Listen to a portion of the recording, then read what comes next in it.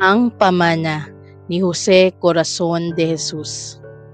Isang araw ang ina ko'y nakita kong namamanglaw, naglilinis ng marumit mga lumang kasangkapan. Sa pilak ng kanyang buhok na hibla ng katandaan, nabakas ko ang maraming taon niyang kahirapan. Nakita ko ang ina ko'y tila baga nalulumbay at ang sabi, "Itong piano sa iyo ko ibibigay.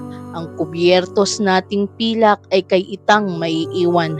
Mga silya't aparador ay kay tikong nababagay. Sa ganyan ko hinahati itong ating munting yaman."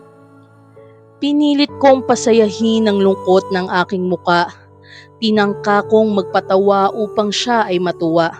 Subalit sa aking matay may namuong mga luha. Naisip ko ang ina ko na kawawa. Tila kami iiwan na't may-ari ng huling nasa, at sa halip na magalak sa pamanang mapapala, sa puso ko ay dumalaw ang malungkot na gunita. Napaiyak ako tila isang kaawa-awang bata.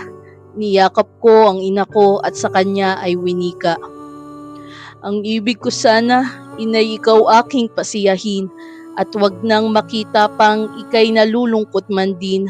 O ina ko, ano po ba at naisipang hatiin ang lahat ng munting yamang maiiwan sa amin?" "Wala naman," yaong sagot. "Baka ako ay tawagin ni Bathala. Mabuti nang malaman mo ang habilin. Iyang piano, itong silya't aparador ay alaming pamana ko na sa iyo, punsong ginigiliw." "Ngunit inang," ang sagot ko, "ang lahat ng kasangkapan, ang lahat ng yaman dito ay hindi ko kailangan. Ang ibig ko'y ikaw, ina. Ang ibig ko'y ikaw, inang. Hinihiling ko sa Diyos na ang pamana ko'y ikaw. Aanhin ko iyang piano kapag ika'y mamatay, at hindi ko matutugtog sa tabi ng iyong hukay. Ililimos ko sa iba ang lahat ng ating yaman, pagkat di ka maaaring pantayan ng daigdigan. Pagkat ikaw, o ina ko, ika'y wala pang kapantay." Ang pamana ni Jose Corazon de Jesus.